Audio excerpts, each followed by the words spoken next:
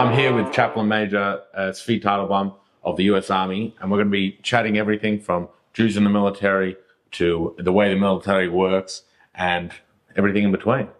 So why don't we start off with a bit of the origin story. What got you inspired into joining the military and through the chaplaincy specifically? I've been attracted to the military for a very, very long time. I like the idea of it. I like the idea of service. When we were attacked on 9/11, there was a great sense of community and patriotism, and people wanted to serve. People left their jobs, their careers. They went to the military. During that time, I knew it wasn't right for me to go into the military because I had my mission. I was studying. I was in yeshiva. That was my focus. But I was always very pulled to what was going on in the military, what was going on overseas. Even while I was learning abroad, it was constantly on my mind. I didn't know how it was even possible as a frum person to go to the military, but it never left my mind. Didn't do anything about it, but it was kind of a pipe dream. It wasn't realistic. In my mind, it was something I wished I could do, but because I am a committed Jew, I didn't think it was possible. So I didn't pursue it. But at one point, I read about a particular Jewish chaplain and what he'd accomplished during World War II, and I was really excited about that. However, that was during World War II. I didn't know what the reality was like in the early 2000s. So I didn't pursue it until I came back to the U.S. And then I started thinking about it a lot more, whether it was a possibility. And what really helped me make a decision was when I saw a news piece on TV about the suicide rate in the military and among veterans. And that's kind of what I remember. It was a weekday evening. I was watching this news piece, and in my mind, I said, I need to do something about this. They talked about, I think at the time they said it was 21 or 22 suicides every day, based on the numbers. And I remember thinking in my mind, I need to do something about it. I'm going to do something about it. I didn't know what, but it was kind of the process. And then with time, I learned more about it. I started researching it. And then a Jewish chaplain, a good friend, Andy Schulman, he wrote an article on H.com about his deployment. He was brand new in the Army. It was 2007, I think. He was brand new in the Army. He was deployed to Iraq, and he wrote an article, and it just made it very realistic to me. It was like, this is a realistic goal. This is something I can do and something I really need to pursue. So that was kind of the beginning. It didn't happen until a few years later, but I didn't end up joining the Army until 2011. Fair enough. When you talk about that moment of 9/11, as a Jew, was there a moment there where you felt that idea that we always speak about, that America's given us a freedom of religion and of lifestyle, so therefore that's why so many Jews enlist in the U.S. military, we need to protect? But was that just a jolt through you at that time, or was that more of like a reaffirmation of the idea? It reaffirmed the idea, but at the same time, I didn't think it was realistic. So the idea of service and the nobility of it, all of that was there. Definitely reaffirmed it. And it was a really cool thing to see how many people dropped whatever they were doing in their lives and joined the military. It wasn't something that I was prepared to do because I didn't think it was realistic for me as a strictly religious Jew. I didn't think it was realistic. But and it wasn't something, I wasn't torn. I knew where I needed to be. I knew what I needed to do, and I wasn't torn at all. but it was something that kind of I felt a connection to the people who were overseas fighting. And I wish that I could do more. I wish that I was more involved, but didn't think I had a way to actually do that. Interesting. So talking about once you've enlisted, 2011, you've joined the military and you're in this new culture, completely new world. What was that experience like for you? I was very lost. And anecdotally, give if you've got a good story and a good. So I was I knew nothing. I didn't know what to expect. I didn't have any family members who had been in the Army. I didn't have any mentorship. I didn't know any veteran. I didn't know anything. All I knew was from what I read. But what you read is really anecdotal. You don't really get to understand the culture. I've seen lots of war pictures, different movies or whatever, but it seems like there is a culture and it's very real and it's very true and meaningful, but I don't know what it is. I'm still on the outside and I don't know what it is. So going into the Army, I was scared because I didn't speak the language and I didn't know how I would be perceived. And I remember the first time I showed up to do anything, I don't remember if I got my ID yet or not, but I went to my first unit. Yeah, I got my ID already. So I went to Fort Worth. I got my ID. That was a really cool experience. I didn't have a uniform yet, but I had to go sign into my unit. So I came to my unit, and the first sergeant said, "I need to take your height and weight." I didn't know, again, I didn't have a uniform. I didn't know how to wear a uniform, but he's like, "You're on our books. We need your height and weight."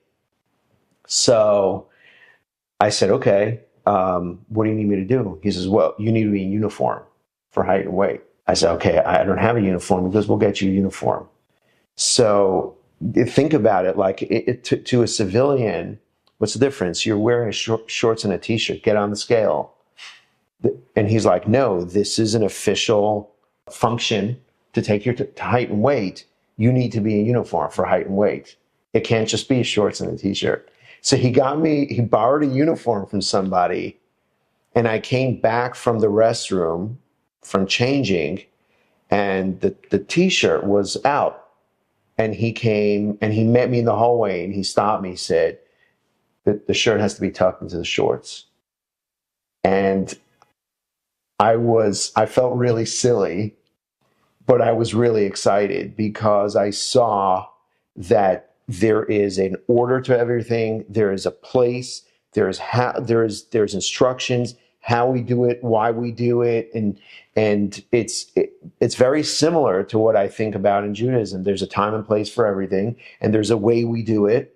And if you have somebody who's not familiar with Orthodox culture or Jewish observance, they come into shul, they see everybody putting on tefillin, and different types of clothing, this way, that way. It just looks like everyone's doing the same thing. But when if you're from the inside, you know, this one's Ashkenaz, this one's Hasidish, this one's Hungarian Hasidish, this one is Polish. There are all these little nuances because it's how we do things. There's a way everybody does it. It's the way you raised, and it's like that in the military. And I got so excited. I was like I'm learning things. But then I showed up to school, and that's when I really started learning things. First few months, I had no clue what I was doing. So that would have been boot camp. What was it? So it's not boot camp. It's chaplain school. It's CBOLC. It's chaplain basic officer leader course. It's 13 weeks, and the first 5 weeks, 3 weeks, there's like indoctrination. You're learning more about officer things, and then you go into the ministry part. But I had very good cadre. The NCOs, the platoon sergeants, were super. They were sharp. They were highly professional. They were very like very straight, very strict, very straight. They prepared me for what it would be like in a platoon. Because they held us to a very high standard, and I'm very, very grateful to them. And I remember during chaplain school, I thought some things I was like, "Come on!" Like, I remember one time my platoon sergeant said he asked me for something. It was a paper or whatever. So I stuck my hand into my pocket to get it from him. He goes, "Take your hands out of your pocket, chaplain, because in uniform you don't keep your hands in your pocket." The Air Force now allows it.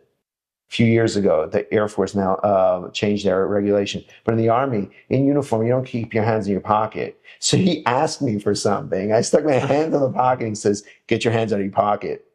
So it was, but what I learned from there is that you're always a soldier.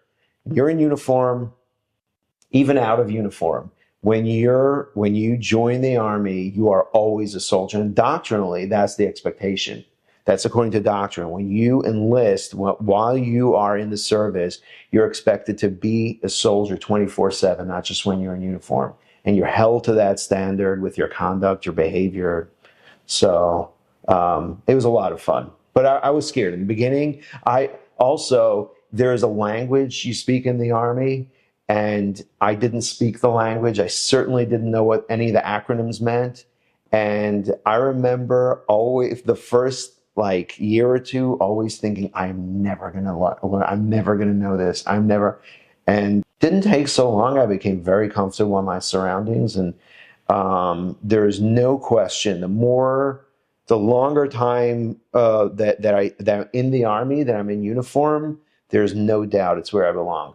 Do you find that those niches and those stupidities that only Army people would know or military people would know is what creates that camaraderie? And that's a reason kind of for it more than anything else, because in reality, who cares? It's a culture. It's a culture, and when you're in the Army, you care. If you care about the Army, you care about these things. It's an identity. It's your culture, and definitely connects you. And it connects you with service members and veterans. I see it all the time. People, civilians, they come up to me, they're veterans. To me, they just look like civilians, but if they know I'm in the service, they'll talk to me. And they're so happy to use certain terms. And there's just it's like back to the ship. It is. Yeah. It is. Imagine if you're no, I've got it with my Aussie mates in New York, so I'd feel the same way. Yeah, but when Jews meet each other in anywhere in the world, in an airport or whatever, and you share a few words in Hebrew or Yiddish, it's very similar to that. So let's talk a little bit about your service and about some of your deployments. Where have you been, if you don't mind me? So I've been to Iraq 4 times. I've been to Afghanistan twice. Been to Japan. And then I've stopped off in Germany. Yeah, I've been through Germany and Turkey and whatever, but not for any substantial amount of time. Well, let's talk about that first day when you first landed in Iraq and what that was like. So the first time I went, they sent me orders, and I got onto a commercial flight from Newark, New Jersey, and I went to Kuwait. It wasn't direct. I think I stopped off in, Germany or England. But I got to Kuwait. I landed in Kuwait, tried to be as inconspicuous as possible. I went to the base in Kuwait. I was there for a little bit, did some services, and then I went to... So you land in Kuwait as a religious Jew with a beard. I didn't have a beard. So the beard is pretty new. Oh, okay. Yes, the beard is less than 4 years old. So you land in Kuwait as a short Irishman, and yes, and just a Joe. And I've got my bags, my stuff. Yeah. I didn't even have military gear.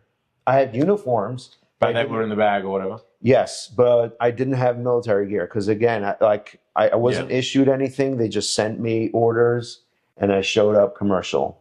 So you get to the base in Kuwait, and I get to the base in Kuwait, and I was laid over like 10 hours. So it took me a few days to get oriented, but it was early September and it was hot by 08, by like 7:30, 8 in the morning, it was already up to 115 degrees.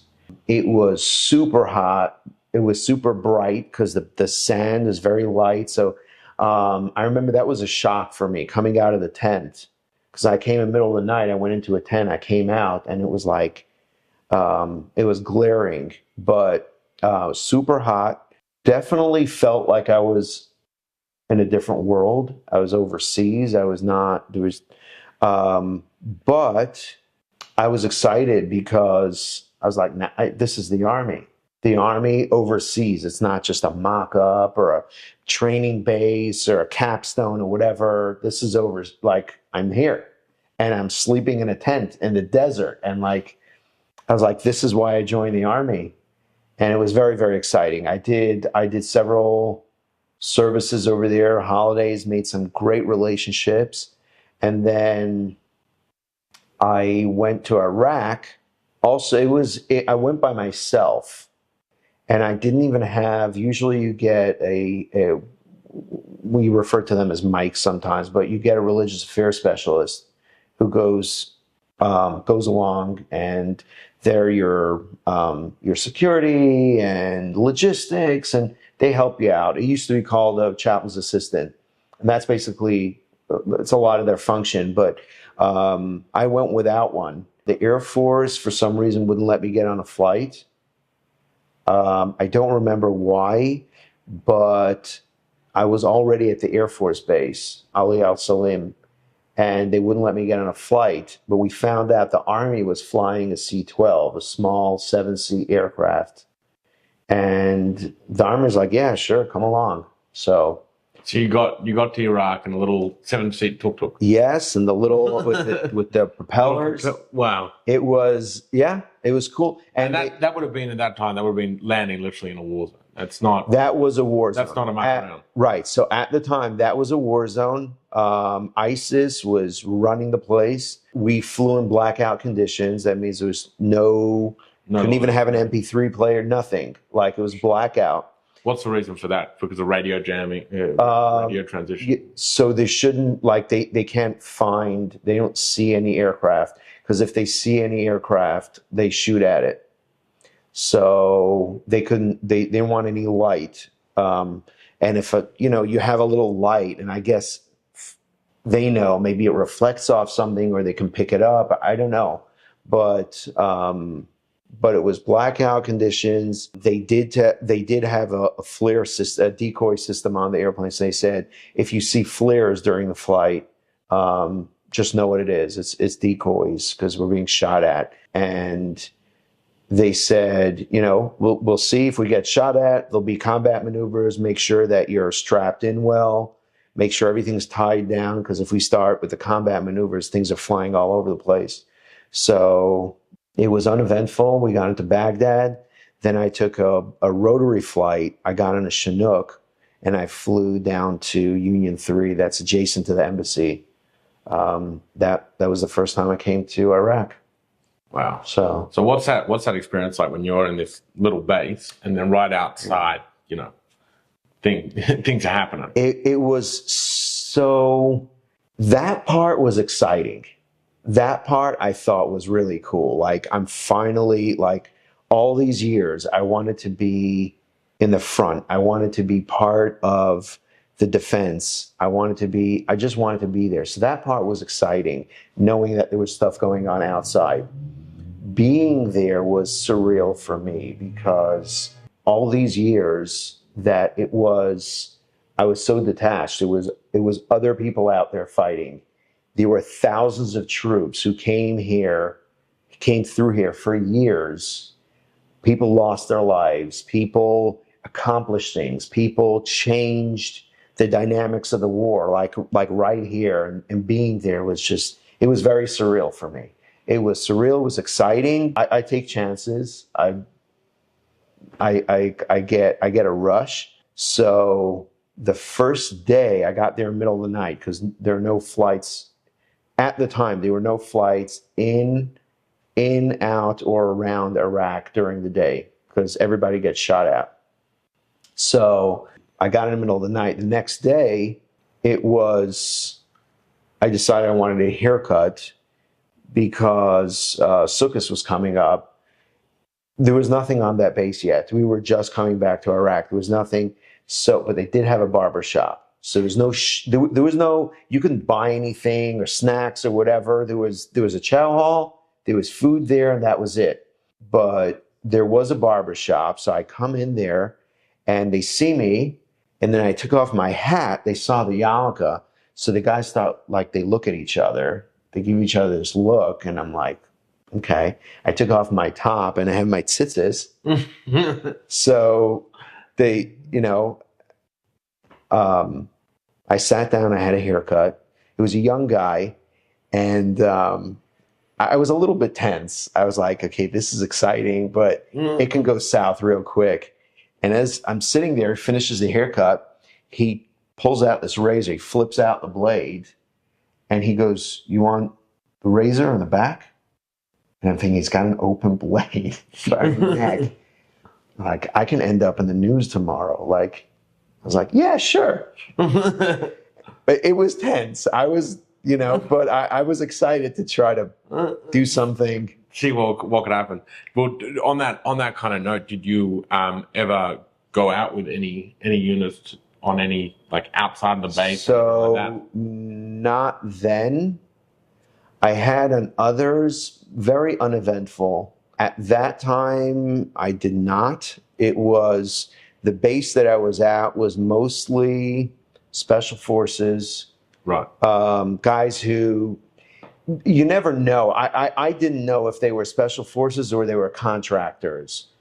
Former Special Forces now contracted by the military, because they don't wear uniforms. They don't make eye contact. They have their shades and big beards. They don't talk very loud. They don't interact with anybody. Do those guys ever come to you as a chaplain and try to for a bit of support or anything like that? So yes, not on that deployment. That deployment. But in general, we don't have to speak so specific to that deployment. But yes, Iraq, Afghanistan. Oh in yeah, general. sure. So absolutely. Can you enlighten us a little bit on that experience and that dynamic? Not necessarily having to say names, obviously, or anything like that, but whatever you can say. What people tend to forget, them included, like operators, is that they're human. And if they have a family, they have a regular human family like everybody else, and they have problems like everybody else. I remember one guy tell me,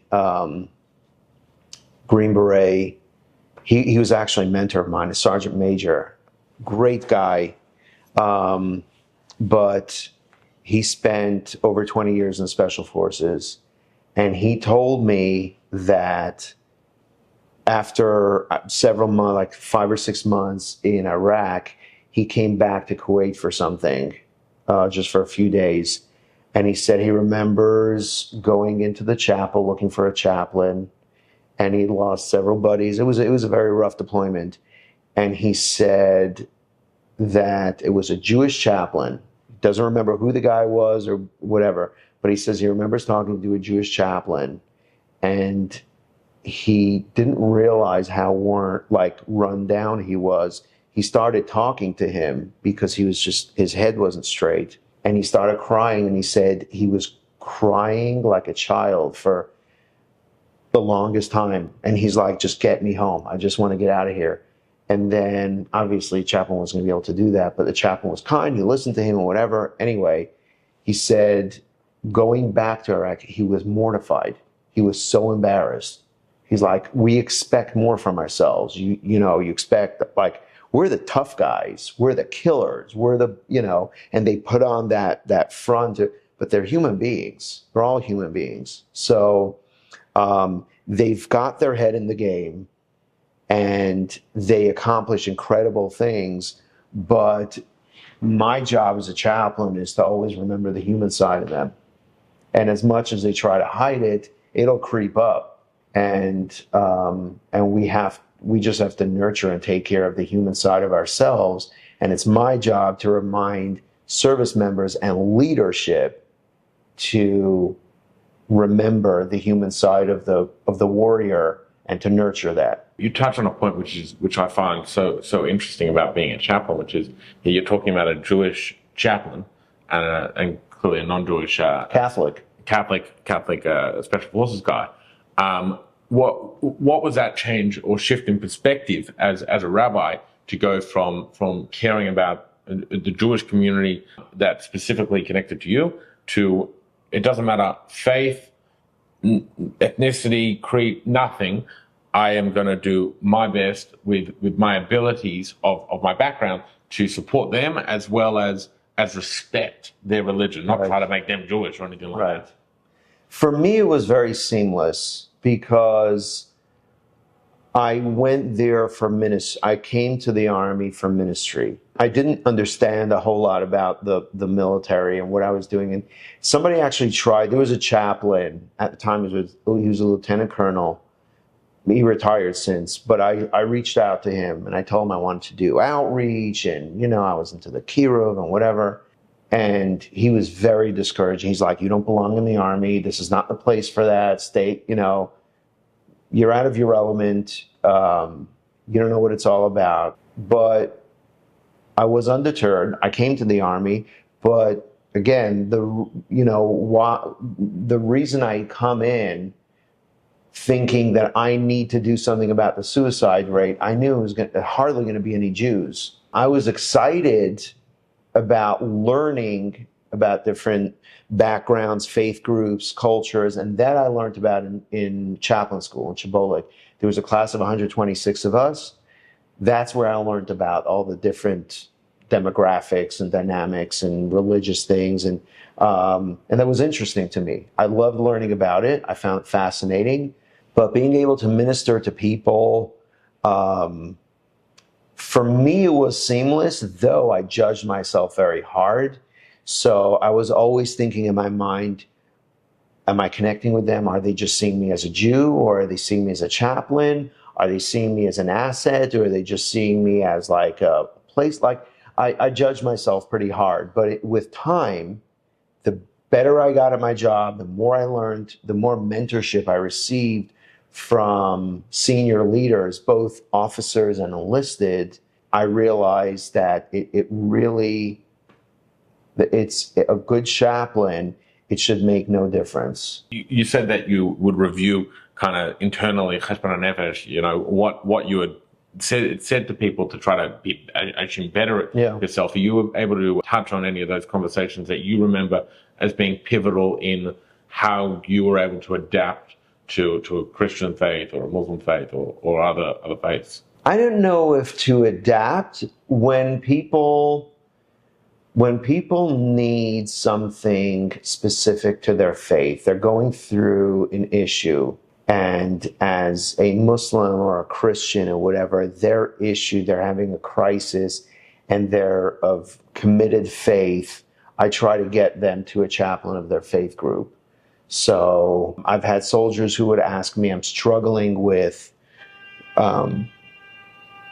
whatever terms they use, purity or faith or whatever. I can speak to them in general terms, but I'm not going to give them what they need as a Christian.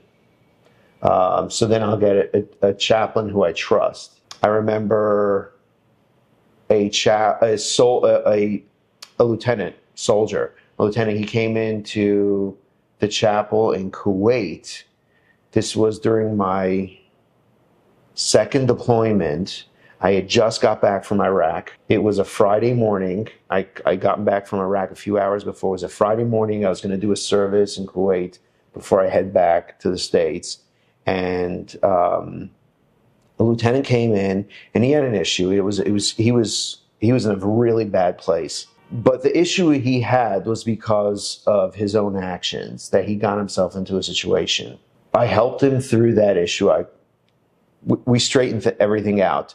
But he expected a tongue lashing from me, from a chaplain.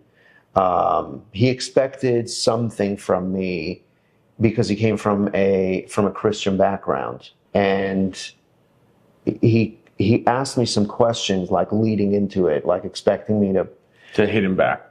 kind of. And come from like a much harsher way of dealing with religion. Right. Yeah. And I asked him, I was like, what type of life do you want to live? How do you want to feel about yourself? When you behave like this, how do you feel? Is it fulfilling? So you need to reevaluate, like, what do you think of your life? You're an officer, you're a leader. I don't know what you do in your civilian world, but you seem to want something of quality in your life, yet you're acting like an animal. So what type of life do you want to, but it wasn't a religious tongue lashing. Right.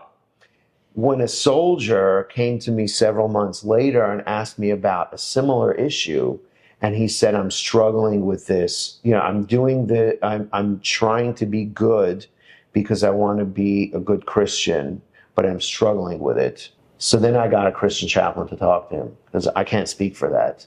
I'm not going to use Christian terms that don't relate to me. Right. But I can talk to them, and I do a lot of that. The discussions, the spirituality, faith-based, moral, ethical discussions. I do a lot of that, but it's based on my faith, based on what I understand and what I believe, but I don't think it needs to be connected to Christianity or Judaism or, and most people don't expect it. Soldiers come to me all the time. I have lots of soldiers who refer to me as their rabbi, and they're Christian, they're Catholic, Muslim, and I have very, very good relationships with them because they trust me and they know I'm committed. I'm committed to them. I'm committed to my job.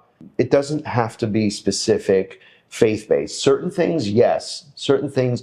In fact, this Catholic Sergeant Major I told you about, he was deploying and he brought his wife to me. They got matching rings, wedding bands like that, those silicone. Yeah.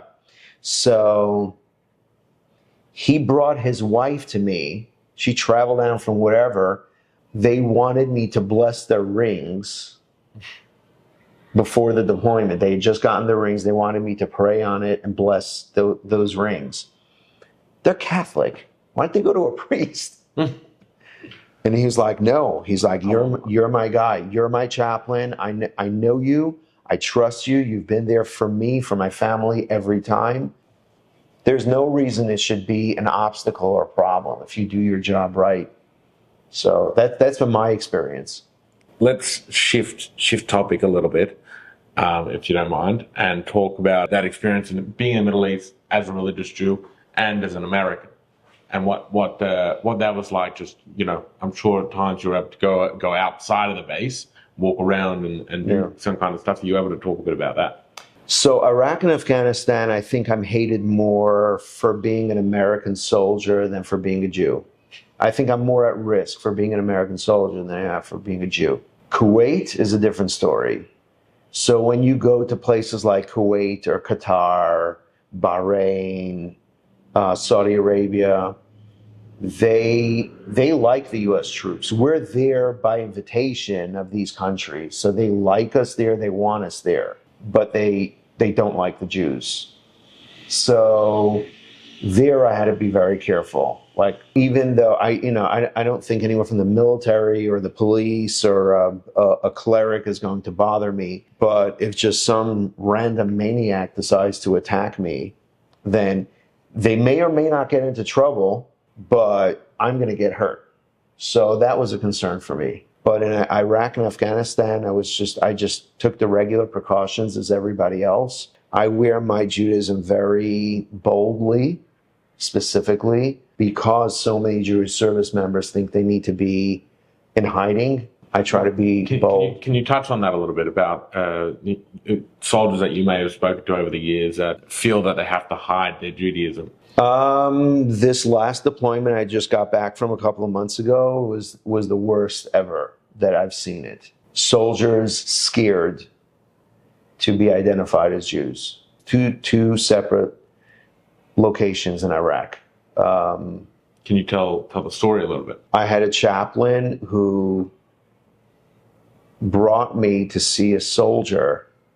So he's a battalion chaplain, and he said, I have a Jewish soldier. She's very observant. She back in their base. I'm not going to give details, but back at the base, she's very active. She goes to services, and she's an observant. And Hanukkah was coming up, and I wanted to get her menorah and candles. And, as soon as she saw us coming, she froze. And she got really scared. And we kind of kept walking. I didn't know if something was wrong. And when we met, she turned to her chaplain. She said, I told you I don't want any religious. And then she turned to me and she said, back in the home base or in a safe environment, I'm active and I participate. I don't want to be involved with anything here. I don't want to be identified as Jewish. I don't want to be involved in anything. I said, do you want any supplies, anything for yourself in private? She's like, no, I don't want to have anything. I don't want to be seen or identified like it was. And she was very clear. She was very strict about it. A different base I went to. What was her reasoning behind it? She was specifically scared because the war had started in Israel and Iran was behind that, and Iran was behind the proxies who were shooting at the base. And we came really close. A week before I met her, or maybe less, about a week, a drone crashed in a facility on the base. It was a gathering facility. It was right next to the chapel. And thank God nobody was hurt, because it didn't detonate. But when EOD detonated it, explosives, ordnance disposal, did a controlled detonation, they piled tons, like several dozen tons of material and concrete on top of the drone to control the impact, the blast. The entire ground shook. That entire area. Was that strong? It was all of the trucks, the military trucks, all the trucks lined up, the windows busted. They shattered. Military windows. So they're not the tactical vehicles, but all of our F-150s and buses and all of that. The windows just shattered. Everyone's wearing their body armor. And when it went off, they felt like their chest, compressed against the impact was immense. And it was very traumatic. It was for everybody. But she specifically was like, this is all about the Jews. She thinks this is all about the Jews. Iran got the war started in Israel, and Iran has these proxies, and it's all about the Jews.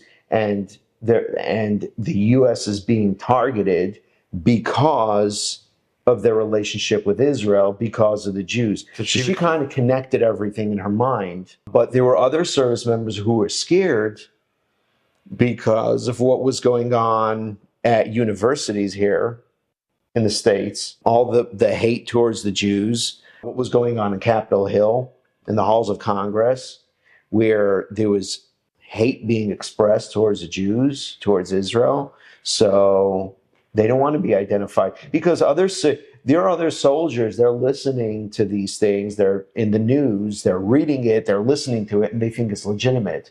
They listen to podcasts of radical haters, and they think it's, so you go to a smoke shack, you have these gazebos they have where smoking areas, and you just sitting there, with a cigarette, and some guys are talking, they're repeating what they're hearing. If you're Jewish, that's frightening. That's unnerving.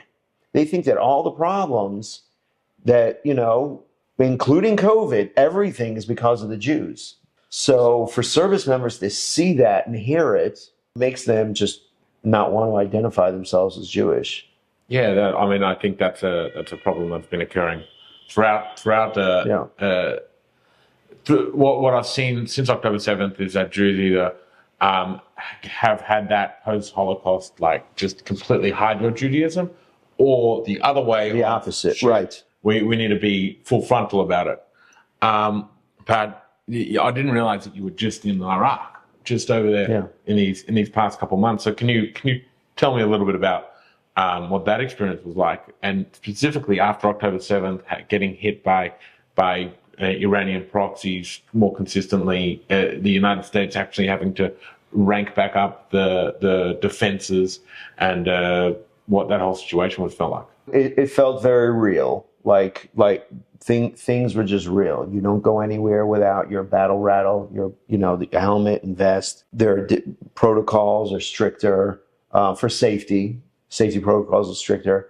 But for me personally, it was very meaningful. My presence was important. It meant a lot more. It's not just a visiting chaplain coming around and seeing the chaplain, having the chaplain come around to all of, the different air defense batteries and whatever. They're spread all over the place. And these soldiers are in small groups. They have shifts. They don't see anything or anybody. They're pretty much, they're kind of isolated. So just coming around, bringing them goodies, talking to them. It was very meaningful. It was really great. I had a very good NCO, and he was very committed to the mission, to the ministry. And he comes from a combat arms background, so he gets it. He understands it. He was a drill sergeant, so he just, like the whole culture, he really understands it. He actually did something funny. Somebody had signed me up for care packages, and there was this American Legion out in, I don't remember, someplace in the Midwest. They were sending me boxes filled with candy.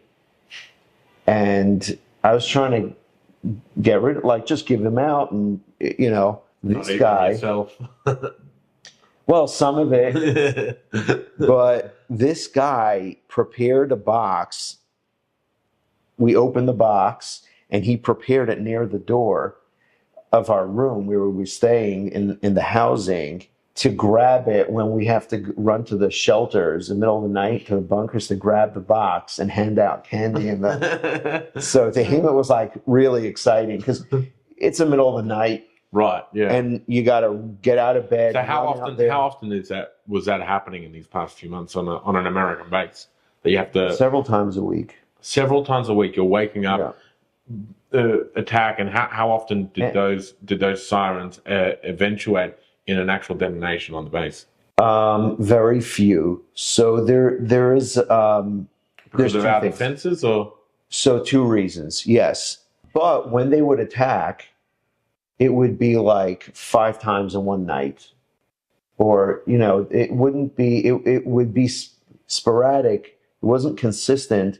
But when it happened, it would happen. They would send as many as they could. They tried to overwhelm our systems. What they've been doing is they fly their drones from far away, from inside Syria or whatever. They fly their drones at a very low altitude. So it's harder to detect, and our air defense systems are not able to shoot them down because they're so low. Right. So they get through our systems. The problem they're having, which I'm sure their engineers are working on, is that because they're at such a low altitude, when they crash, they don't detonate because it's not a strong enough impact. So they're crashing, and then our EOD retrieves it and detonates it. And that's that story that you were saying. Yeah, you got to put the. But and that's how big the explosives are. That if you're in the area, you're in trouble. Yes. So right next to me, the restrooms, they got hit, tore out a few bathrooms. So unless you were sitting on a can, you were okay. And it wasn't even so high up. It was 25, maybe 20, not even 20 feet above the air where it impacted. Yes. So and it was right above a shelter. So they stuck it in the shelter and detonated it. But so that, that's kind of a good thing. If they go high, we shoot it down. If we're flying above it, we'll shoot it down. The problem is when they come in a slow altitude, and at a low altitude, we don't shoot it down from above, then they get through. Missiles down in a different base, we got hit with a missile, went through our mayor cell. It was like 2 a.m, Jeez. and it got through somehow. Well, I think it got through because we didn't have the Patriot batteries. The Patriot batteries then came out, and then since then nothing's gotten through. What are the Patriot batteries? They're missiles, Right? kind of like the Iron Dome. Okay, that makes sense. Yeah. So, What's morale like then for the guys and girls over there having to tense. deal with that? It's tense. It's very tense. It's tougher than it was previously. My previous deployment, which was 2 years ago, I was in Iraq. I was in Erbil. Every night there were programs and people would go out and there was movies and poker night and bingo. And it was just like, there was programs. There were socializing and people were coming by and doing things, and there were cookouts. And now in the evenings, you hardly see anybody. So people kind of, they stay close to shelter. They're either working or they're in their rooms. It was a lot more tense than previously. How often are guys having to go out and actually go on missions relative to prior to this? Or do you feel like they're still being held back from really being able to do what they need to do? I won't get you to say whether or not they need to do, because obviously, So it's the nature of our mission there is not patrols like we did back during the war. So we're not going out a whole lot. Special Forces, they're doing stuff. They're going out and doing their thing. But the regular infantry or whatever, we're not rolling around with tanks or up armored vehicles, engaging in firefights, and that's not happening. Our Special Forces, they're taking care of business the way they do. Have you had any guys come up to you since these past few months to talk to you about what's occurred in Israel? Yeah, sure. Well, can you tell us a bit about that? People want to know. People are curious. People want to know. I get a lot of comments, a lot of words of support. I've had people tell me that they want to go there and assist, like help out. They want to be part of but I think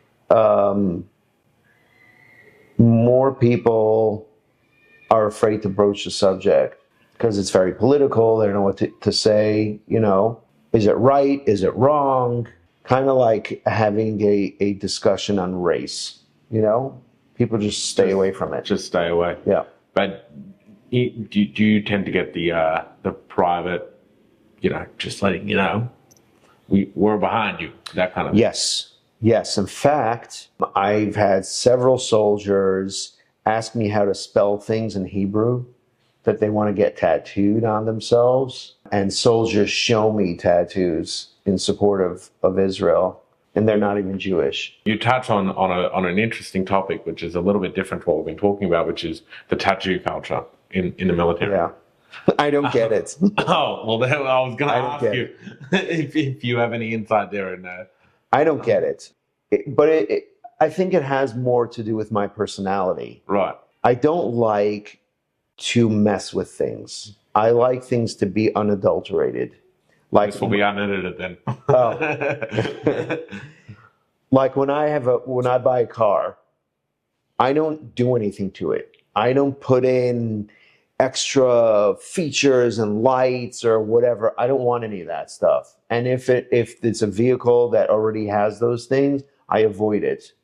I like things to be straight, unadulterated, without, like, I keep things very simple, very bare bones.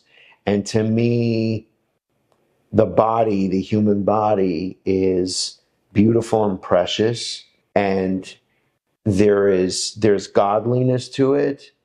And to me, a tattoo is like a permanent wound. It's a permanent stain.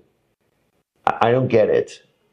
Now, I'm not critical of others because I understand there's a big tattoo culture and whatever, and soldiers will often show me their, they want me to see their tattoos and whatever, and some of it is really cool. The art is, I'm an artist, so I appreciate it. Yeah. But, and I think it's cool for them, like, I just don't get it. Yeah, no, it makes sense. It makes sense. Before we wrap up, let me ask you: is there anything that I haven't touched upon that you'd like people to understand about the military, understand about Jews serving in the U.S. military, or understand about the current situation in the Middle East as an American? So I can't speak much about the Middle East. I will say, I mean the deployment. I mean, right, but my deployment, not Israel. I mean, right, the Americans.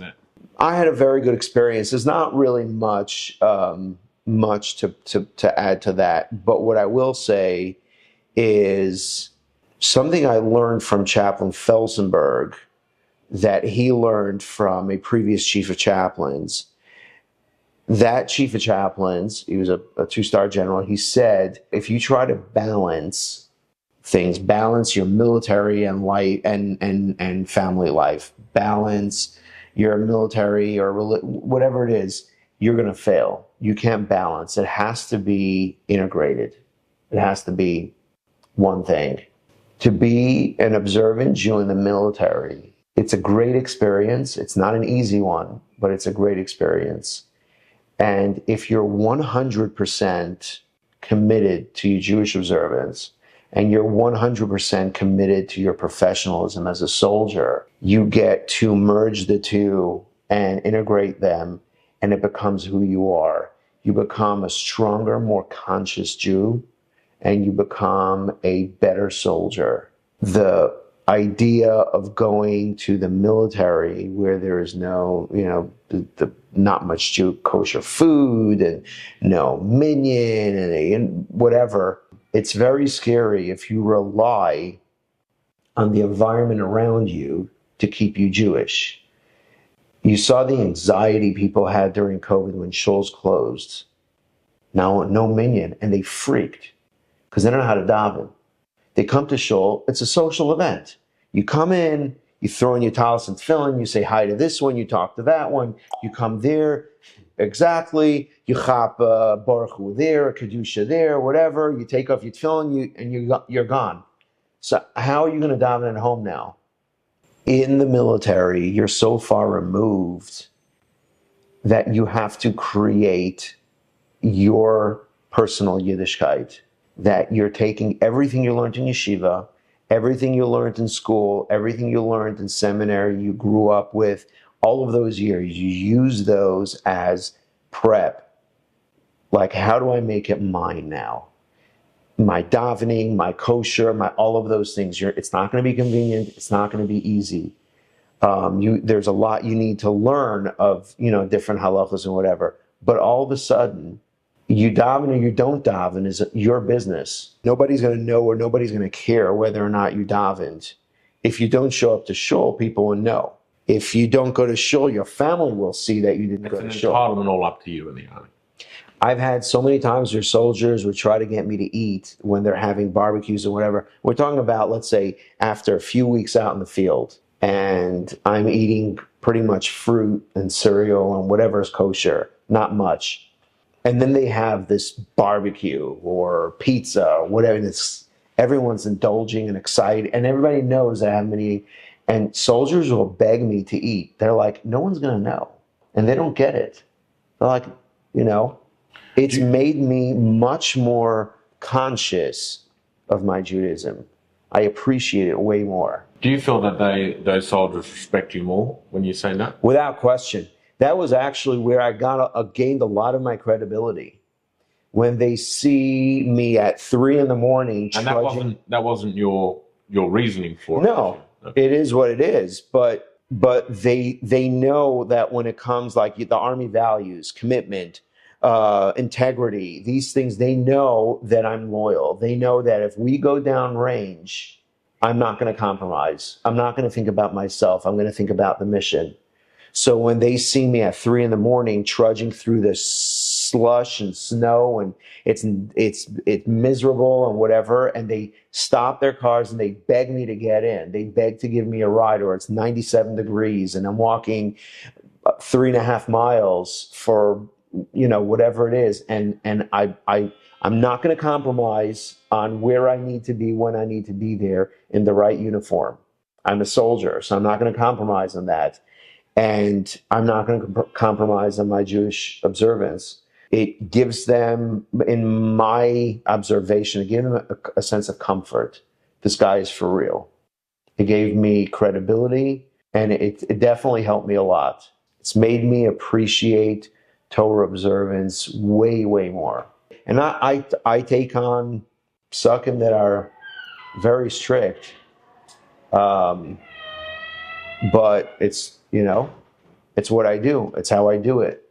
I follow a specific guideline in halacha, and it goes both ways. So